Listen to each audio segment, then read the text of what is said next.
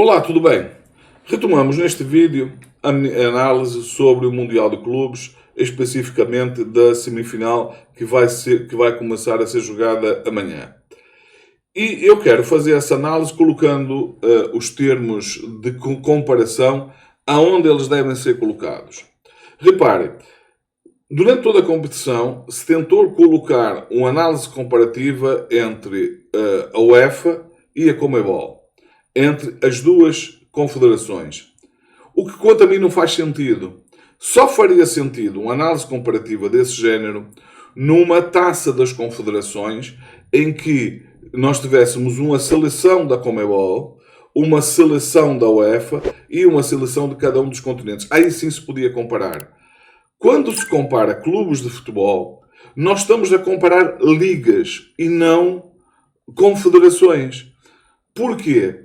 Porque quando eu comparo clubes e extrapolo isto para a comparação entre federações, eu acabo cometendo um erro gravíssimo, que é o erro de considerar que dentro desses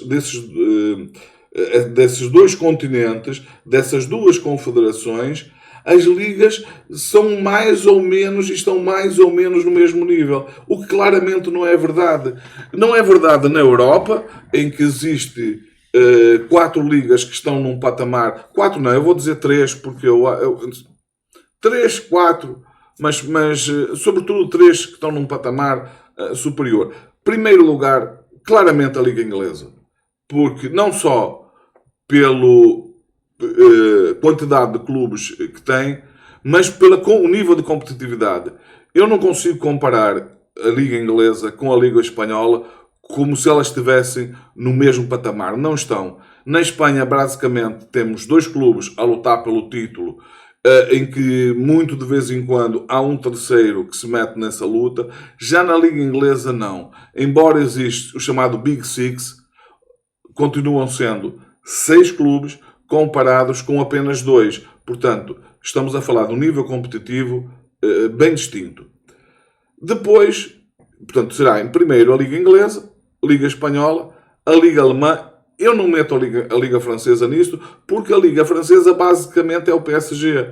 A maior prova disso é que o PSG está nessa competição por ranking, sendo que a Liga Francesa poderia ter 2 equipas por ranking e não está. Quem é que está? Quem curiosamente está por ranking é, por exemplo, o Salzburgo, que é da Liga Austríaca, que está, sei lá, numa 4ª ou 5ª prateleira das ligas europeias. Está claramente abaixo, quer da Liga Portuguesa, quer da Liga Holandesa, porque também na Áustria, basicamente, o Salzburgo domina a Liga Austríaca.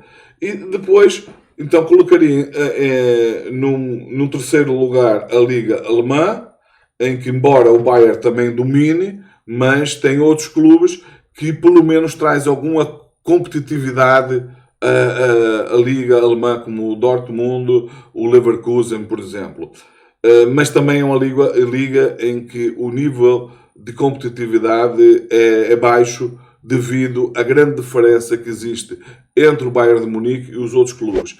A liga italiana é uma liga também muito parecida com a inglesa em termos de competitividade. Existem mais clubes lutando para o título. Claramente, a esse nível, é a única liga que se poderia comparar com a liga inglesa, só que digamos que é um nível de igualdade, mas a nível da competitividade, porque a nível do futebol é uma liga que está abaixo em termos de qualidade da liga inglesa e até mesmo da Liga Espanhola. Embora eu considero que em termos de competitividade é a única liga na Europa que pode ser comparada com a Liga Inglesa.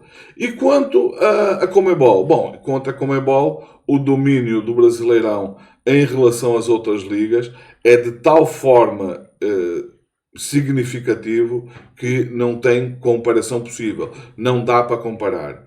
Então, o que é que eu acho que deve ser comparado? Deve ser comparado as ligas locais. Isso sim pode ser comparado.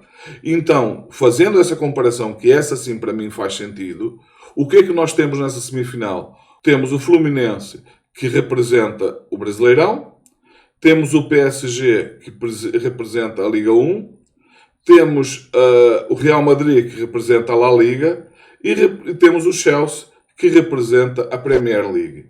Ou seja, de todas as grandes ligas em causa, temos 4 ligas. Então, o que é que nós temos que colocar o brasileiro? Temos que colocar, obviamente, o Brasileirão entre essas 4 ligas. Portanto, o que aqui se compara é isto.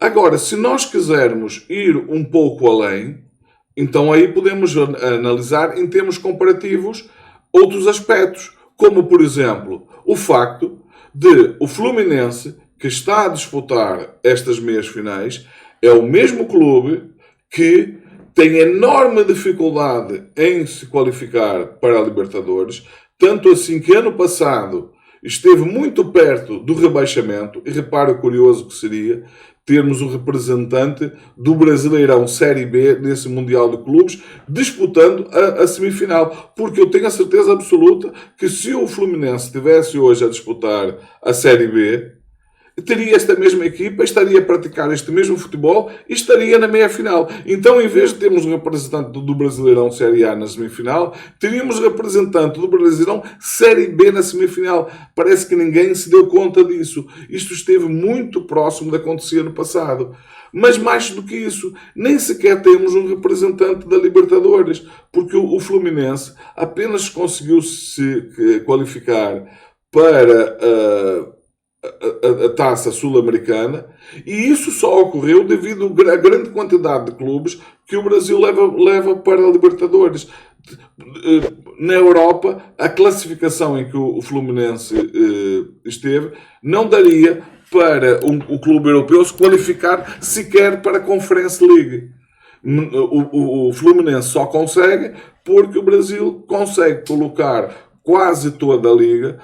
Já houve um ano, por exemplo, normalmente o que tem ocorrido é que no Brasileirão, das 20 equipas, 4 são rebaixadas, as 4 últimas, 2 não disputam nenhuma competição internacional e todas as outras ou estão na Libertadores ou estão na Sul-Americana. Mas, inclusivamente, já chegou a acontecer de apenas uma equipa nem ser rebaixada, nem disputar uma taça intercontinental.